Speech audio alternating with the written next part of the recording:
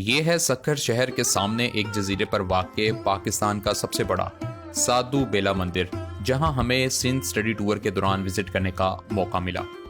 تاریخی طور پر بتایا جاتا ہے کہ اس جنگل کو 1823 میں ایک سادھو سوامی بنکھنڈی مہاراج نے آ کر آباد کیا، جن کی مورتی آج بھی اس مندر میں موجود ہے۔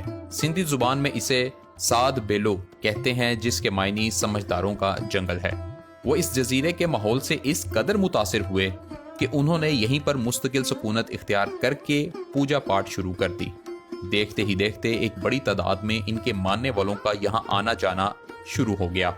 وقت کے چلتے یہاں پر بہت سارے استھان بنائے گئے۔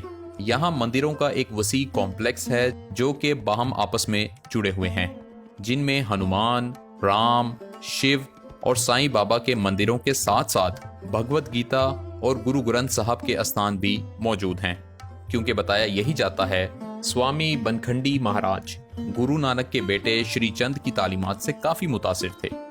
یہاں آنے والوں کے لیے الگ لنگر خانہ، آشرم اور لائبریری بھی موجود ہے۔ شروع ہی سے اس جزیرے پر بڑی تعداد میں مور پائے جاتے ہیں۔ آج بھی ہندو زائرین اس تیرتھ استھان پر آ کر سندھو کے پانی میں اشنان کرتے ہیں۔ ماہر کاریگروں کی جانب سے بنائے گئے ان مندروں کو دیکھ کر محسوس ہوتا ہے کہ جیسے انسان راجستھان کے محلات وزٹ کر رہا ہے۔ اس دیوار پر تفصیل کے ساتھ سورگ اور نرک کی خوبصورت منظرکشی کی گئی ہے۔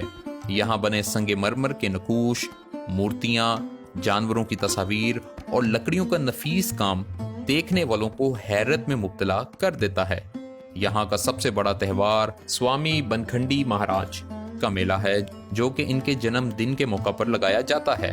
پاکستان میں بھرپور مذہبی ہم آہنگی کے حامل اس مندر کو ہر شخص احترام کے ساتھ وزٹ کر سکتا ہے۔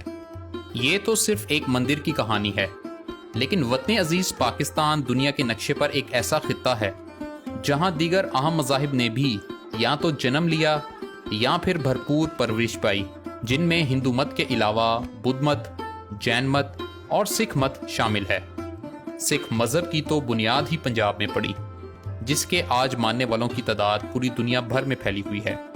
اس مذہب کے بہت سے اہم پوتر استھان پاکستان میں موجود ہیں، جن میں سے یہ ہے گردوارہ جنم استھان شری ننکانہ صاحب، ایک ایسا مقام جہاں 1469 میں بابا گرو نانک کی پیدائش ہوئی اور جو اس وقت پاکستان میں سکھ بھائیوں کا سب سے اہم اور خوبصورت گردوارہ ہے۔ اس موجودہ درشن ڈیوری کی تعمیر مہاراجہ رنجیت سنگھ نے اپنے دور میں کروائی تھی۔ یہ استھان پاکستان میں مذہبی ہم آہنگی کی ایک بہترین مثال ہے، جہاں ہر مذہب کا شخص خاص تقدس کا خیال کرتے ہوئے آ سکتا ہے۔ جبکہ ہم اپنے HOD صاحب کے ہمراہ ننکانہ صاحب اسٹڈی ٹور کے دوران یہاں گئے، جہاں مقامی گیانی صاحبان کی جانب سے ہمیں اس کا مکمل دورہ کروایا گیا۔ یہ وہ کمرہ ہے جہاں بابا جی نے جنم لیا تھا۔ اس تاریخی عمارت کا خوبصورت سکھ فن تعمیر بھی انتہائی دلکش ہے۔ بابا گرو نانک صاحب ایک ایسی شخصیت ہیں جنہیں مسلمان بھی ادب و احترام کی نگاہ سے دیکھتے ہیں۔ ٹور کے دوران انتظامیہ کی جانب سے گرو گھر کے صحن میں موجود یہ درخت بھی دکھایا گیا، جو کہ ساکا 1921 کے بدقسمت واقعے کی وجہ سے مشہور ہے۔ دراصل اس روز اس گردوارے کا قبضہ ظالم لوگوں سے چھڑوانے کے دوران سینکڑوں سکھوں کا یہی قتل عام ہوا۔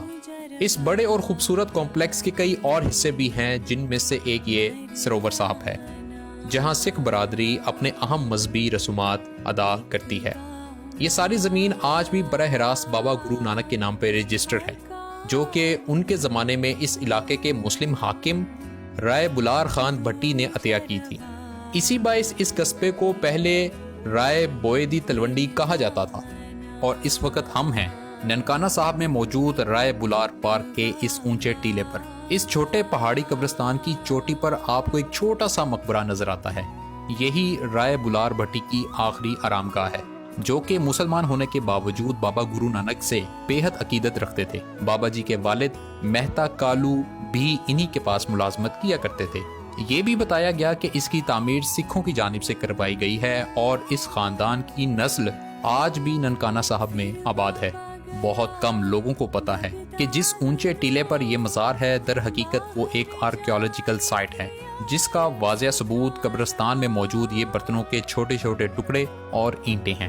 ڈاکٹر صاحب نے بتایا کہ یہ تمام آثار اس بات کو ظاہر کرتے ہیں کہ در حقیقت اس ٹیلے کے نیچے ایک زندگی بسا کرتی تھی جو کہ اب معدوم ہو چکی ہے۔